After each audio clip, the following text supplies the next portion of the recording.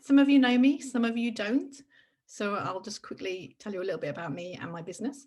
So I'm Helen Johnson. I run a business called Remix Marketing, which specializes in Facebook ads. So I do everything from running campaigns for people to auditing what people are doing already for their ads, or training people who want to run ads for themselves. Before I started my business, which is only nearly a year old, it's about 2 weeks until it's a year old, I spent 30 years working in marketing in the corporate world, mostly on product marketing. And then I spent 18 months doing charity marketing. So my whole career has been based around marketing. And then last year I retrained into Facebook ads so that I could niche down into that and have a business in a particular niche rather than trying to do general marketing, because I figured that was going to be too competitive. So I'm going to put my presentation on the screen. I'm going to ask you to ask questions at the end rather than through the presentation, because as Suzanne knows, I've got quite a few slides. So I want to try and make sure that I definitely get through the presentation, and then I'll answer questions. And also it may be that I answer your question further on in the presentation. So bear with me. I'm going to try and achieve two things today.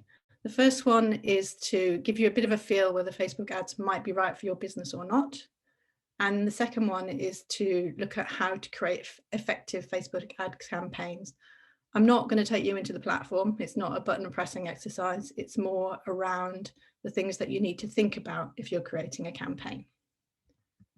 So the first thing to think about, Facebook ads can be really effective for some businesses, but they don't work for everybody. So before you rush and set some up for yourself, there's a few things that I'd like you to think about. Now I've got a problem because it won't. It's refusing to page down. Oh, thank you. So first of all, does Facebook ads like your category or product or service? So there are certain categories of product that you're not allowed to advertise at all. So things like you can't sell live animals. But there are other categories that Facebook feels a bit uncomfortable with, and you have to be really careful if you're sat within those areas. So anything that's financial related, you have to be quite careful about what you're saying, particularly if it's around anything that Facebook thinks is a get rich quick scheme, because it absolutely doesn't like that. And then the other area that's quite tricky for some people is the health area, because Facebook doesn't want ever to have people feel bad about themselves. So any claims that you have to be able to substantiate, but it also doesn't like comparisons.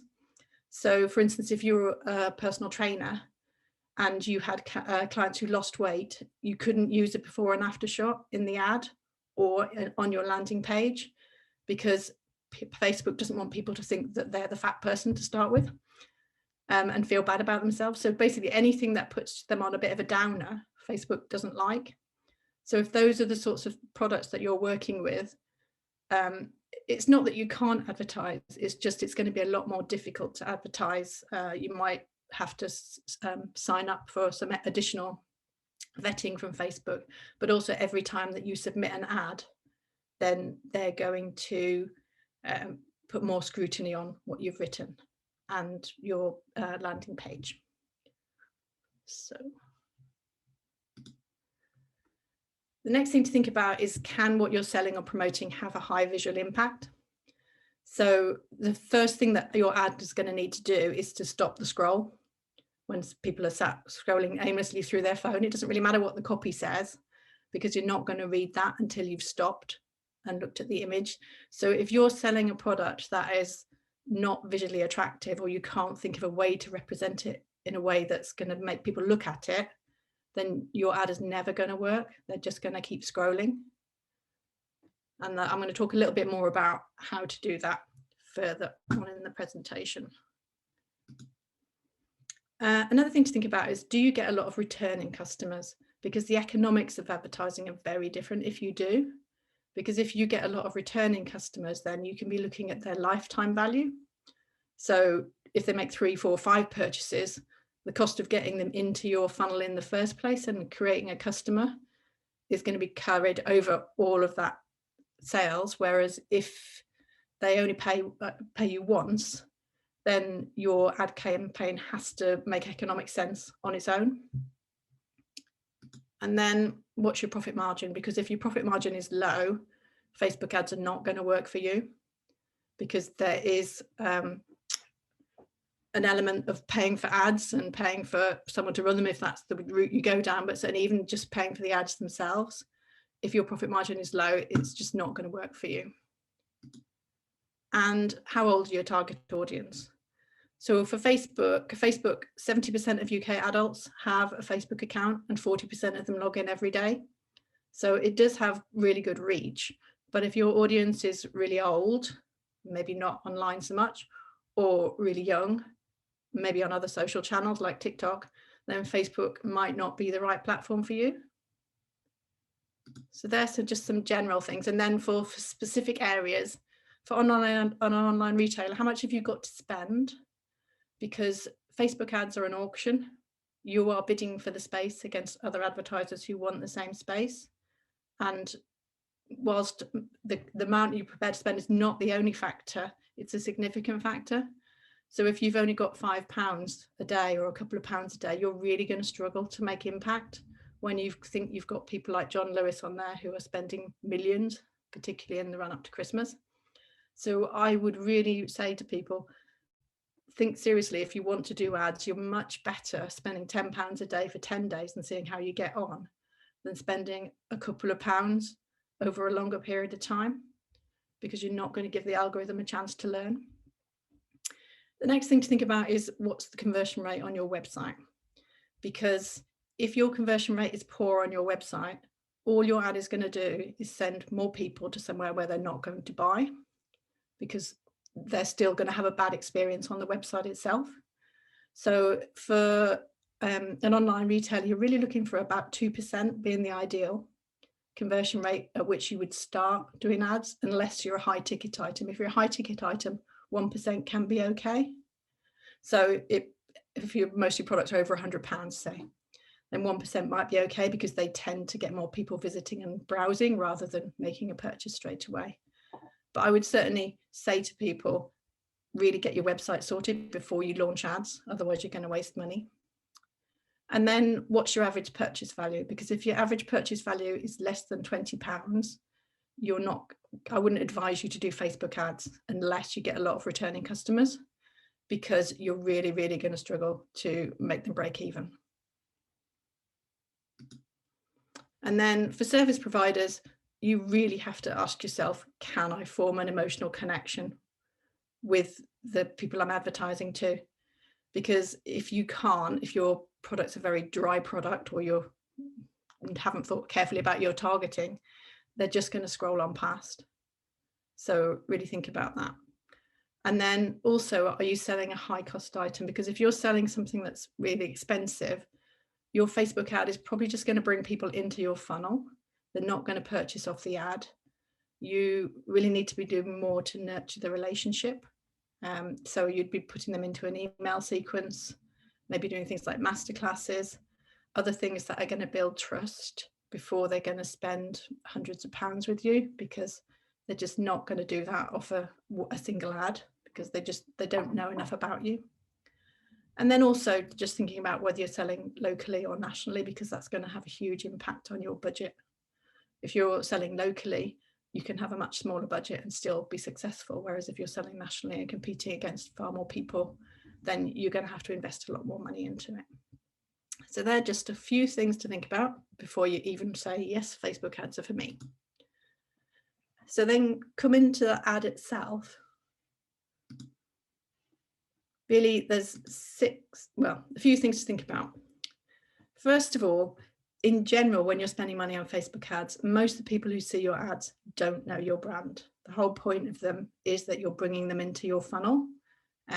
So in general, I would spend 80 to 90% of the budget that I spend on Facebook ads for people on trying to bring new people in and introduce them to the brand.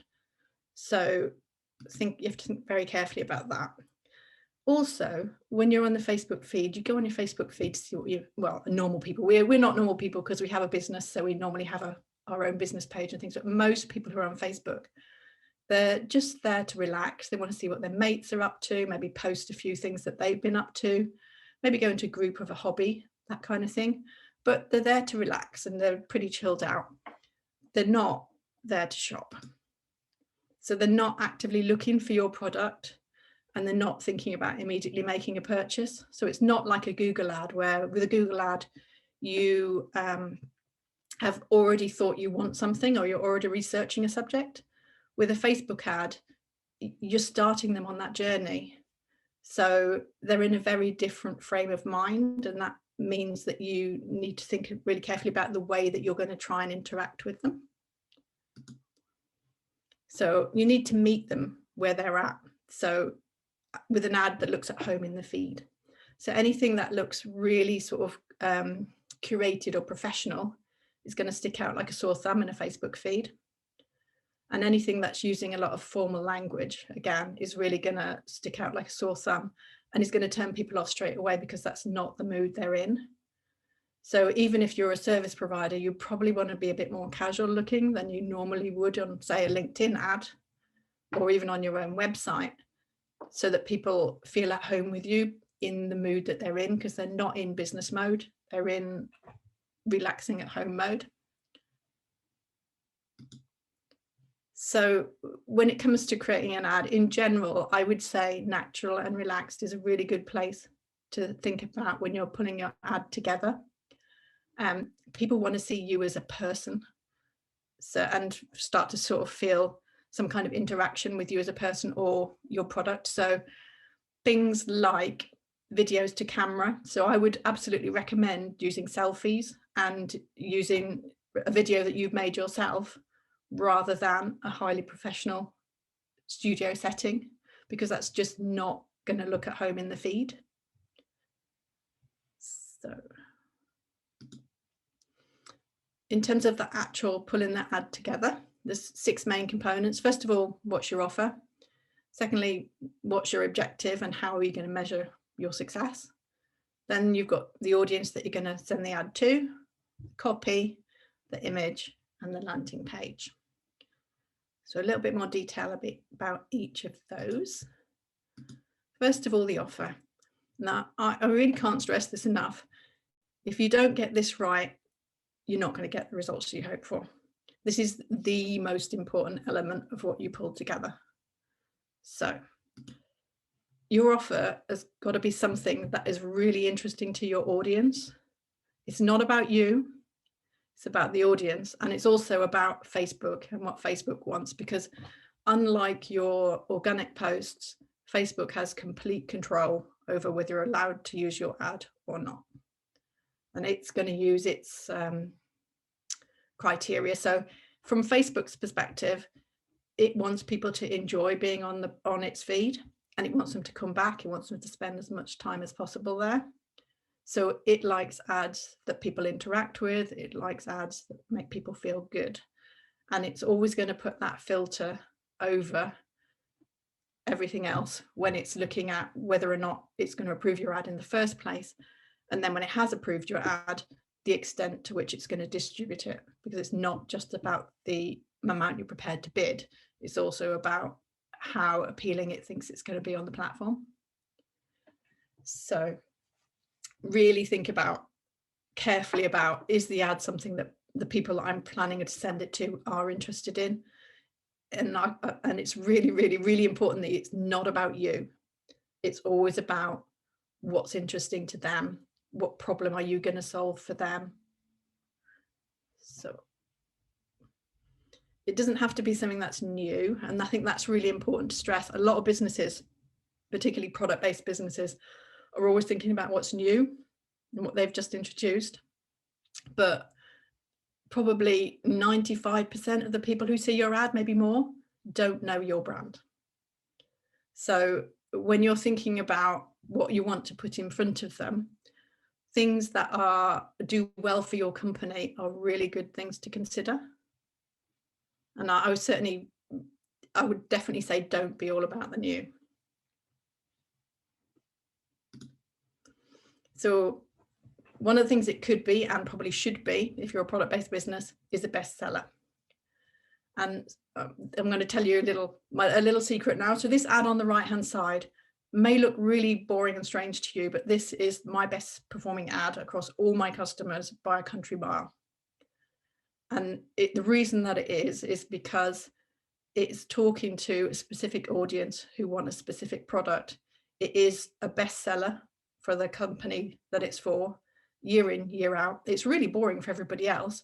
But if I'm a cake maker, I want a box. And if they have two types of customers. They've got one who just bakes for themselves and their family and friends. And then they've got semi-professionals who are baking as a business from home, which is why the bulk options is on the bottom and the price is on it. So people are going to look at it and think, yeah, that's a good offer. That's something that's really appealing to me. So in terms of pulling your ad together, that's the sort of thing that you really want to be thinking about. What is important to my customer? And that ad absolutely wouldn't work in a lot of people's feeds, but for the target market that it's for, it's a really good ad. Next thing to think about, something that lots of people will like. So some of you may know that I've been working with Claire at Lola Mac. When I came to pull her ad together, you can see the bottom left and the top right are probably the sorts of things that you would normally associate with Claire. They're kind of like her signature products. And they are really nice, but they probably have a little less broad appeal than some of the other things. So Claire and I had a little bit of debate about the heart pendant in the top left-hand corner. Now that has been really, really successful, and that's what's brought a lot of people in. And so sometimes you want to put something in your ad that you're just thinking, how many people within my audience are going to like that? As broad as possible, because your objective with the ad is to bring people to your business so that you can look to convert them after that. But it's that kind of real sweetener at the outset is the thing that's going to make people think, oh yeah, I'm going to go and look at that website. So really try and think about that when you're pulling your ad together. And as I said before, I really can't stress enough, advertising a poor offer is a really easy way to waste a lot of money. If you've not cracked the offer, then it's really never going to work. So the next thing to think about is, what is your objective for your ad? So you need to be really clear with yourself what it is that you want your ad to do. Are you looking for sales? Are you looking to grow your number of followers? What is it that you want?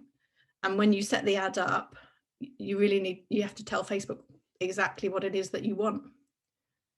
So this is a screen, if anyone's done Facebook ads, they'll really recognize. So I never, ever, ever use the objectives on the left-hand side, brand awareness and reach. And the reason why, so Facebook knows an awful lot about all of us. It literally has hundreds of data points on all of us. It knows the people who buy online. It knows the people who like to window shop. It knows the dreamers who like to go online to online shops and put things in their basket, but never make that purchase. And when you give it an audience, it segments the audience into those groups. So if you ask it for the things in the right-hand column, the conversions and the store catalog, it's looking for people with high intent. If you ask it for things in the middle column, it's going to give you people who like to click and look at, so nosy people who like to have a nose of never ran websites. That's what you get if you go for traffic. So really, really think about what it is you want. Now you are going to pay more per click for the people in the right-hand column, but you're also more likely that they're going to convert. So really think about that. And my advice would be, if you want sales, run a conversion campaign optimized for purchase. That would always be my starting point. And it might be that it ends up too expensive and you have to change it, but that's always the beginning, because if you tell Facebook that, then Facebook is going to look for people who are likely to be interested in your product and have a history of buying online. Similarly, if you want leads, then you should run a conversion campaign optimized for lead if you have a good website and a good landing page. If you don't, then you would run a lead gen campaign and use the form within Facebook. But in general, I'd recommend that you use the conversion campaign optimized for lead. Now, to do all of those things, and in fact anything that's an objective off Facebook, you need to have your domain verified, you need a pixel on the landing page, and you need to have aggregated event measurement set up. But if you try and run campaigns like a traffic campaign to a domain that doesn't have a pixel on, you're literally asking Facebook to drive blind. It can't see what happens once the person has clicked off its website. So it can't then start to say, oh, actually, from the audience that I've got, these are the types of people who are making the action that we want. And so I'll send more of the ads to that type of people. So I would, for me, I don't think anyone should run a campaign that they can't put a pixel on and expect to make money from it, because you're not giving Facebook any clues about what people do once they leave the Facebook platform. So next, your audience. So in general, and this is probably a bit counterintuitive, Facebook likes large audiences. So Facebook would normally look for you to have an audience of over 1 million people if you can. And the reason for that is that gives the algorithm a bit of wiggle room, and it allows for machine learning. If you go for a much smaller audience, and I know it's tempting to put lots and lots of criteria in, you're going to end up paying a lot more for your ads. And in reality, the machine knows way more about your customers or potential customers than you do. So you really should let it have the scope if you can. Now, I realize on the local campaign, that's not always possible, but I'll come to that in a minute. So there are 3 types of audience that you can build. First one is custom audiences. Now, custom audiences are people who've already interacted with your brand. So they could be people who've been on your website, people who bought from you, people who are engaged with your Facebook or Instagram pages, or people who are on your email list. So all of those you can build custom audiences from. And custom audiences are really valuable, but the trouble with them is they tend to be very small unless you're a very big brand. So in terms of advertising to them, it's not generally practical, but they do make a really good seed from which you can make the next type of audience, which I've lost the arrow again. So lookalike audiences. So a lookalike audience is literally, you give Facebook a seed, so maybe it's people who purchased from your website, and say, find me more people who are similar in your view to those people. And it will pull you together an audience of about 450,000 people who in Facebook's profiling look similar to the seed audience. So they're a really powerful audience because they're what the machine would pick to send ads to based on what it knows, and it knows a lot. The next type of audience is a saved audience or an interest-based audience. Now, this is probably an audience that you're all really, really familiar with. What I can't stress enough is it's really critical when you're building these audiences to have a really clear picture in your head of who your ideal customer is and start to pull interests together based on those. And when you're looking at the interests, the criteria that you should ideally use is what would be interesting to this customer, but nobody else. So you don't want really broad terms that might appeal to lots of other people for a couple of reasons. First of all, you're going to get a very big audience, but also you're going to pay more, because if you use common terms, lots of other people are going to be bidding on those terms, and it's an auction. So you're better, if you can, to find interests that are a little bit more obscure, because you'll find that the cost that the amount that you pay to get 1,000 people to your site is going to be a lot less if you can do it that way.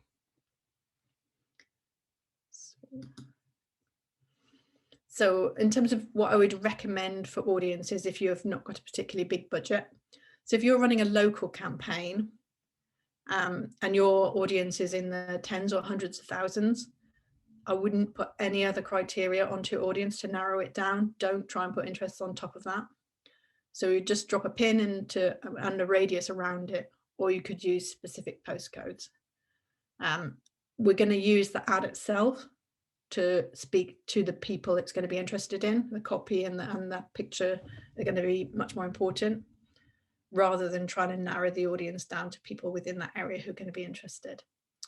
If you're running a national campaign and you've not got a ton of money, my starting point would always be use a 1 to 3% lookalike based on the best quality data you have available. So if you've got a website and you've got purchases, I would be creating a lookalike based on past purchases.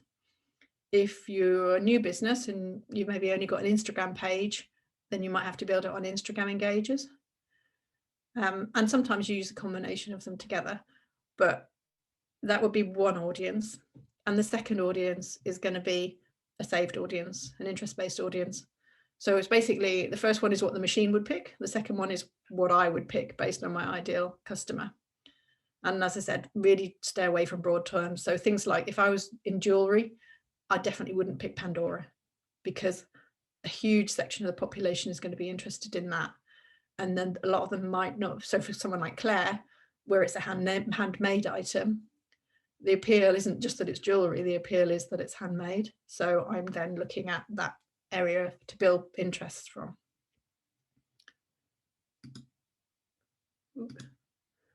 So the next thing is your ad copy itself. So build your copy around what's important to your customer and Facebook, not around what's important to you. So you really need to have a couple of hooks in your copy, or a couple of copy ideas, because generally you wouldn't just run one set of copy, you would probably try at least two to see which is the more appealing to your audience, because you can never know. So you are thinking about, what is it about having this product, which I think might be the next slide. So how will buying this offer improve their life? What is it about it that's great? What's going to make them feel good? What kind of emotional connection can you form? Because it's all around trying to get that first emotional spark.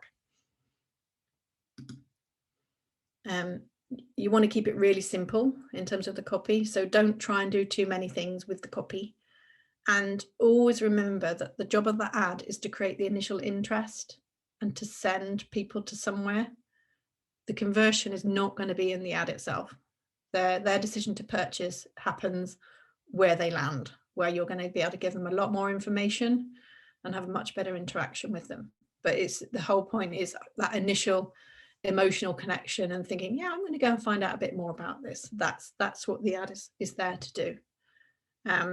It can be really useful to use things like testimonials from past customers, because that's going to give you an element of trust. And quite often I would start an ad with a testimonial. In terms of copy, sometimes if you've got a really relatable story, so if you've got a product that you developed to solve a problem that you have, and there are lots of other people with a similar problem, telling that as your starting point of your ad can be a really good idea for the story. Or, I mean, for instance, it might be something that a lot of customers have asked you for in the past. And again, that might be a really good starting point. But certainly storytelling and talking in a way that's relatable is really at home in the feed, because that's what everybody is there to do. They're telling their story of today. So if you can try and do something similar, that's probably going to work well for you. And remember that, as I said, you're on a social platform. So really steer away from formal language. A lot of the copy that you should be writing is what you might say to a friend, literally, if you were just having a normal conversation, because that's what is sat in the feed alongside what you're doing, and that's the mood that people are in. That's what they're going to be likely to digest well, rather than something that's formal, or they're going to look and go, oh, that looks a bit strange here. Another thing to think about is emojis. So emojis can be a really good way to lighten the mood. And if emojis are something that sits well with your brand, then I would definitely say use them in your ads. One of the stats that completely blew my mind from a presentation that I watched was it was from the MD of Social Chain, who are a huge social media agency. And they did a test with one ad with a smiley face in, and one ad without a smiley face, with just I think it was a flower icon. And the smiley face got 30% more interaction because it's similar to the way that you mirror when you're talking to someone. If you see something that's an emoji has the same impact because our minds are wired to look at it in the way that it's a face. So definitely think about using that kind of thing if it's right for your brand. Obviously, if you've got a very something like insurance, maybe you wouldn't. But if you're selling products, most products are going to be compatible with that sort of lighter style. Literally, if you were sending putting a Facebook post up for your mates, how you would do that might well be appropriate for looking at how you do your ad. And quite a few of mine I use things like cat and dog emojis for one of my clients, and with the smiley faces and things, because I know that people who have cats and dogs are going to look at that and smile. So a lot of it is that, you know, it doesn't just have to be the copy that can be a hook and that can form that emotional connection. It can be the other things that you use within the text element of the ad. And then the next thing is the scroll stopping image itself. So the first thing to say is the image and the copy should tell the same story.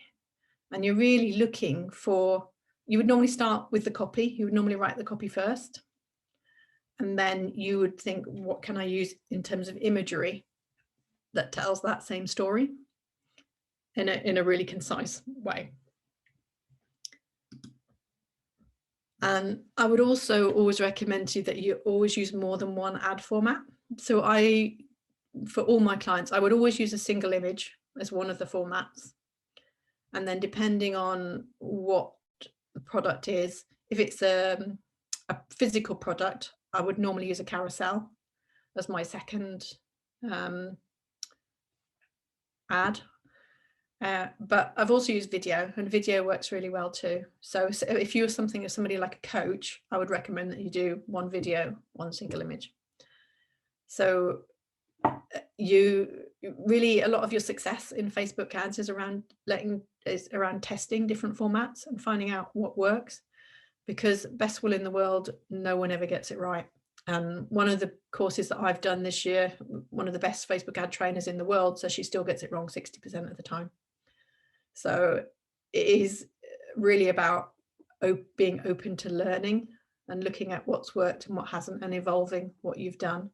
But definitely, in general, I would say use at least 2 versions of your copy and 2 different ad formats when you first start out, just to test what's going to be right for you, because what works for one person is not going to be what works for someone else. And then in terms of the actual visual itself, use features that will help the ad stand out in the feed. So like that ad that I showed you for the cake deck wholesaler, the really bright pink in the background is going to make that stand out in the feed. And a lot of the time keeping things really simple, or a video that's a bit funny maybe might work. It's just something that's going to make you want to stop scrolling, but definitely not overcomplicated. So simple and bold really is best for what you pick for your image, and nothing too formal or posed, because it's just not the right platform. It's a social platform, and you need to be thinking about it in that way, in that sort of more casual and relaxed way, because that's what's going to give you the best interaction. There used to be a rule that only 20% of the surface area of the ad could be text. That rule is no longer valid, but in terms of performance, Facebook know that images that have more than 20% text perform less well than ones that have less than that. So I would really say try to keep your wording on your image to a minimum, and let the picture element of it do the talking.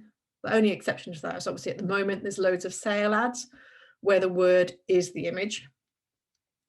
But in general, don't try and do too much with your image. It's your copy is going to be the start of your interaction in terms of conversation. So yeah, simple and bold. And then the final element is the landing page. So where they go after the ad is equally important from Facebook's point of view and your point of view.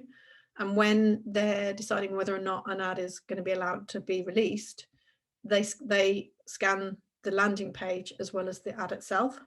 So it's really important, both from Facebook's point of view, but also from your potential customer's point of view, that where they land makes sense. It's telling the same story, but in more detail. So your ad is just the beginning of the customer journey, and you always need to remember that. So where are they going next? Does it make sense to them? Because the less it makes sense to them, the more likely they are to bounce off, and you'll lose them at that point in the journey. Facebook doesn't want their users to have a poor experience after they click on an ad. So there's a couple of implications to this in terms of website performance. Facebook hates websites that are slow to load and doesn't like sending traffic to them. So if your website is slow, Facebook won't like that. It also doesn't like email sign up pop-ups and other pop-ups that come up immediately that a page lands. So I would always recommend you put a delay on those things if you've got them on your website. And I would have a pop-up for email sign up, but I would always put a delay on it. Because it's not good for customer experience. It's a bit like when you walk in the door of a shop and a shop assistant immediately walks up to you and says, "Can I help?" You tend to feel a bit affronted, and quite often you might walk straight out again. So a similar experience to that. So Facebook really, if you're putting anything in the ad, Facebook really wants you to come through with what you've promised in the ad on the landing page, and it's going to look at that. But it's also like when I was talking in the beginning about the personal trainer, in the same way that you couldn't have the before and after shots in the ad, you can't have them on the landing page either. All the same rules apply. So you just have to be careful about what's sat there on the landing page. So kind of what I just said, the landing page needs to be a logical next step from what was sat in the ad, from Facebook's point of view and from your customer's point of view. And if the user experience isn't good, so the website doesn't load well, or Facebook sees that a lot of people are leaving quickly after landing on the page, your ad is not just going to cost you more, because it's one of the factors in the auction is the user experience as well as how much you're prepared to bid. So the ad is going to cost you more for each time it's shown, but it's also going to mean Facebook is going to give it less reach, because, and you might find that Facebook doesn't spend the budget that you've given it because it just doesn't want to put people through an experience that they're not going to enjoy, because it sees that experience as reflecting on its brand as well as on your brand. So I think I've whizzed through that quite quickly. So I do have time for questions, and I haven't been looking at the chat. So I will stop sharing. I've just got a quick question. A lot of what you're talking about there is obviously based on existing information, existing past experiences, what your audience is. So is it the case that as a new business, it's not recommended really to do a Facebook ad because you don't have that history to draw on to make the audience and things like that? Is Facebook ads more for when you've got an understanding of what your audience is and you can actually target them and build on them?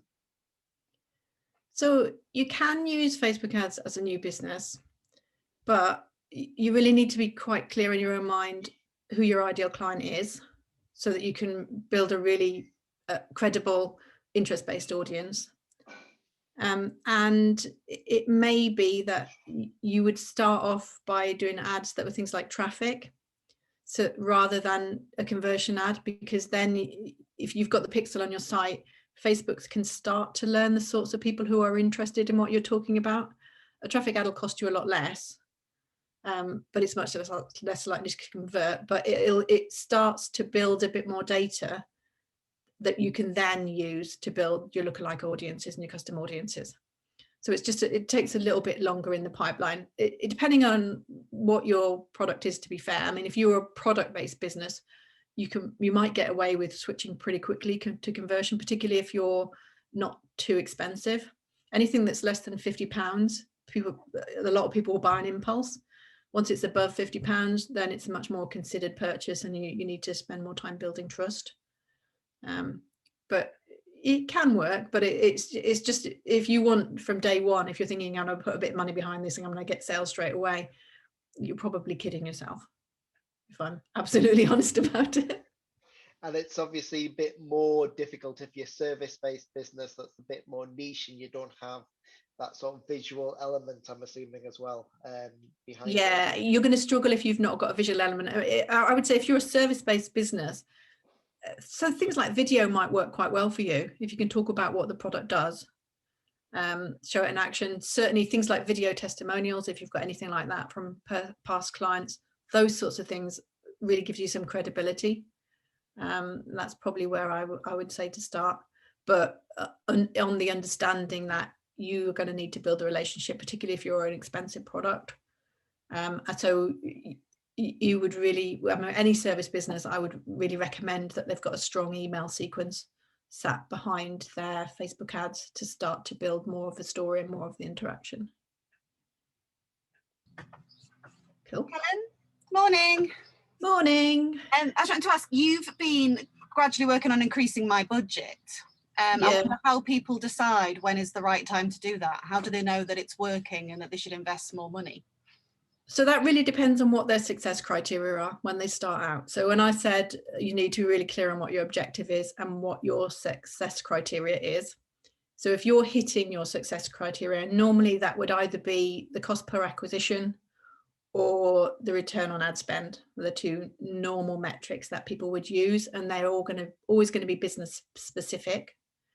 But they're the things. And so if you're outperforming whichever your chosen metric of those two is, then you would potentially look to increase the budget.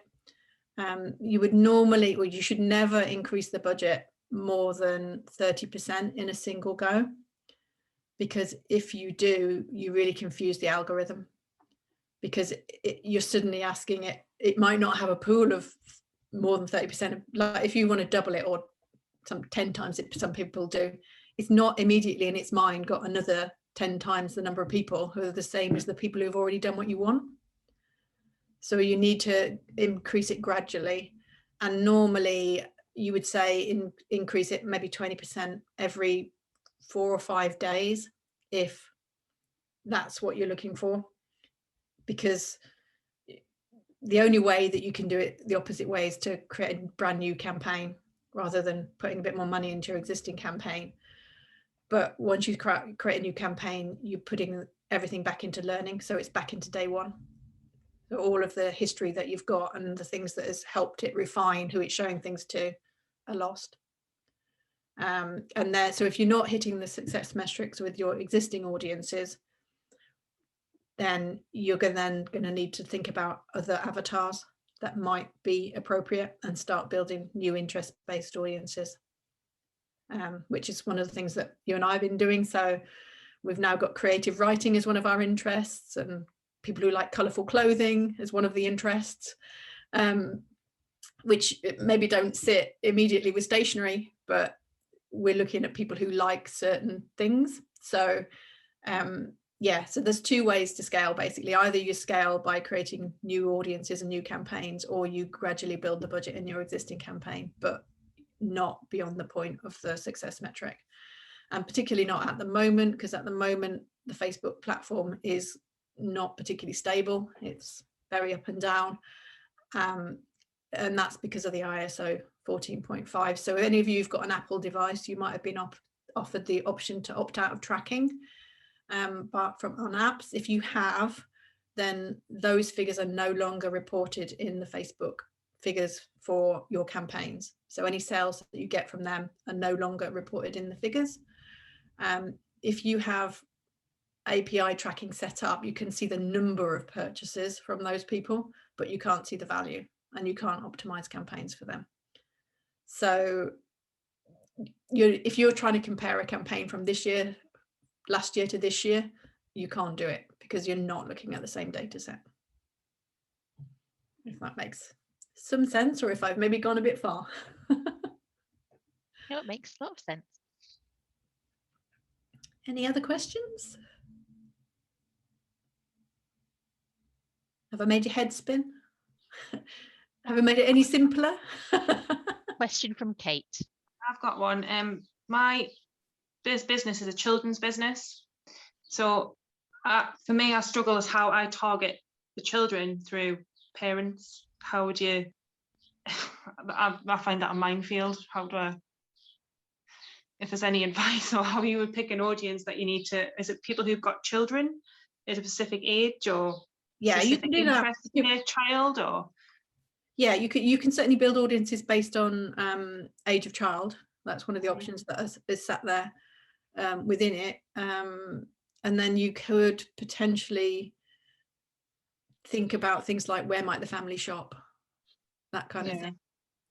If your audience is too big, but if you're a local business, are you selling locally or nationally? Local. Yeah, so if you're selling locally, I would use the copy. I wouldn't narrow your audience further. Okay. I would, because at the end of the day, if you start narrowing your audience by only the parents, it might be a grandparent might recommend it or a friend might recommend it. So any of those things, you're narrowing your audience beyond what's helpful. So I would say just use a local audience for your area, and then in the ad itself, you're calling out to parents of children with the particular type of thing that you're looking for. Right. And yeah, that way. Okay. If that makes any sense, hopefully. Any more? Kate, sorry, because you're online, why are you restricting to the local audience? I keep forgetting I could sell it further, couldn't I? Yeah. Still getting my head around running an online business, because I've always done services and just done it locally, so that I'm still got pushed into line now. So yeah, you're right, Suzanne. Yeah. It's anywhere that things can be posted to now, isn't it? So yeah. Keep forgetting So all this today. If you're selling nationally, then you would be looking to build your audience based on parents of the children of a certain age. Because if you try and go broad, your audience is going to be huge, and it's going to take Facebook a very long time to narrow it down to the sorts of people who are going to be interested. So I would certainly try those people as an interest-based. And if you've already had website interactions, or you've got Instagram followers and things, you're building that lookalike audience as your second audience. And that, just because they happen to live in your part of the country, doesn't mean Facebook doesn't look for the whole of the UK for people who are similar. Okay.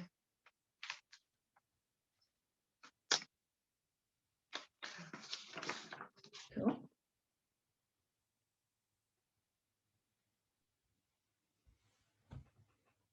Right. Obviously, I talked at 1,000,000 miles an hour to get through all of my slides. Suzanne's laughing at me. No, you had 55 slides. You knew you could go through them that quickly. But in terms of Facebook ads, it's something I've never put my foot in the water with. Who has on the call done a Facebook ad? Just 2? Vicky, or 3? So a few of you have done it. And what kind of experiences have you had from it? Feel free to take yourself off mute. I think I started mine too early. I did mine right at the beginning of the business when I was pivoting to small businesses, and I put money in and didn't get anything out of it. But I don't think I understood my target audience, my ideal customer, anything like that. So at the time, it was not the best experience. But I think knowing more now, I could do better with it than I did 5 months ago, 6 months ago. So I would say for a service-based business as well, you want to have a lead magnet. So either a PDF that people can download or something like a free masterclass. So you might do like a short session with just a taster of what you do, and get people signed up to that, and then get them on your email list, and then look to convert them later in the process. Rather than directly through the Facebook ads, which is what I was doing. They're never going to do that. That's not, they're not I think it's people don't realize they're not a sales tool. They are a marketing tool, and they are really for about introducing people to the business, and then converting them is happening somewhere else. Yeah, that was my mistake. Cool. I think I did the same kind of thing as Ian did, because I did have Facebook ads running kind of 2017, 2018, but I've stopped and switched over to sort of Google and Amazon PPC stuff, and I haven't spent a penny with Facebook in about 3 years now, and part of me kind of doesn't want to, because I don't like Facebook. I realize that, you know, your personal preferences shouldn't come into it. I don't know, I'm fighting against going back there, but I'm looking at starting up subscription services again, probably in a few, and that's the time to get back into Facebook for me. Because with tea, it's a small purchase, but hopefully once someone buys from you once, it becomes a regular purchase. That's why it's worth the spend. Yeah, I think the other thing to say is if you're running Google ads, they actually work really well together, because a lot of Google ads, your best audiences are probably retargeting audiences. Mm-hmm. And the Facebook ads are feeding the top of the funnel, so you're getting more people in than you would if you're only looking for people who've already got high intent. Yeah, I think probably one of the questions that I've got is when you're kind of trying to do like split testing and working out what works. And I know this is going to be a how long is a piece of string question, so I apologize for that in advance. But if you're looking to try and do it on a small budget to just figure out what works, what budget would be ideal to put aside for that kind of thing? So in general, ideally you want to put £10 a day behind each ad set. Okay. And probably have within the ad set 2 to 3 different ads. And you would normally test the different elements sequentially. So you would test which copy works just using one image, and then you would use the best copy with an image or video. Sometimes I do more than one at the same time, but typically the way that you are supposed to do it is you test each element separately, and then you've got a really clear picture of the best audience, the best copy, the best ad format. Yeah. And then from there you build everything else out. Yeah. But most people I work with don't have enough budget to do that. So I would normally set away 2 ad sets, 2 copy variants, and maybe on a couple of different types of maybe a carousel and an image, or a video and an image. Yeah. At the same time, and just see. I mean, the algorithm is supposed to only need 500 impressions of something, of an ad, to decide whether it looks like it thinks it's going to be a good one or not. And does it still kind of tell you whether it thinks it's good or not? There used to be like a dial thing, didn't there? It doesn't have a dial now. It has a rating of 3 different things, which I can't remember what they are. One's quality, one's conversion, and I can't remember what the third one is.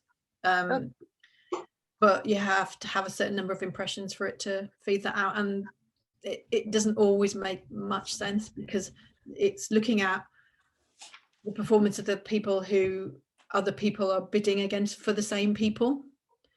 Now, if you're a fast moving product, you're likely to get a better rating than if you're selling something like insurance, for instance, because you're always going to be in the bottom 20% of interactions and conversions on something like that, compared to that same person. If it's, say, that's a fairly affluent person, if you've got a clothing brand targeting them, they're always going to do better on the clothing versus the insurance, just because of the nature of the purchase. So it gives you some feel, but it's not gospel.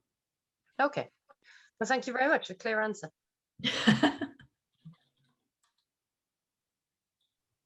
Facebook ads have always been really successful for me, because I know it's where my customers are. And so it's always worked really well. But I have to say, and she hasn't paid me to say this, the best thing to do has been to get someone else to do it for me. And, you know, because I knew this, a lot of the theory, I'd done a lot of training, but it constantly changes. And I can't spend all my time keeping on top of the changes. So getting Helen to keep on top of the changes and to monitor my ads and to make the adjustments and to push me out of my comfort zone a little bit, really makes the difference. So yeah, Lisa, I'd highly recommend her. Cool. Okay, anyone, any more questions, or do we get to wrap up early? We've got time for one more question. Or any, if you've got any, right, Dr. Rebecca. Well, thank you, Helen. I think we all learned a lot, so we enjoyed it as well as being well taught. What kind of basic budget would you be thinking of if we were to come to you? I'm afraid that's a very blunt question, but what would you be thinking would be a wise starting point? In terms of your ad spend? Mm.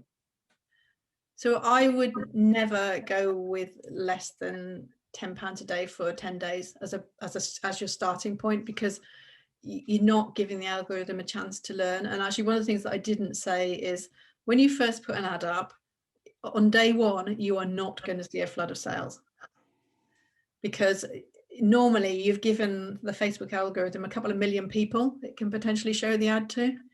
It does take it a little while to understand who's clicking and how far through the journey they're getting.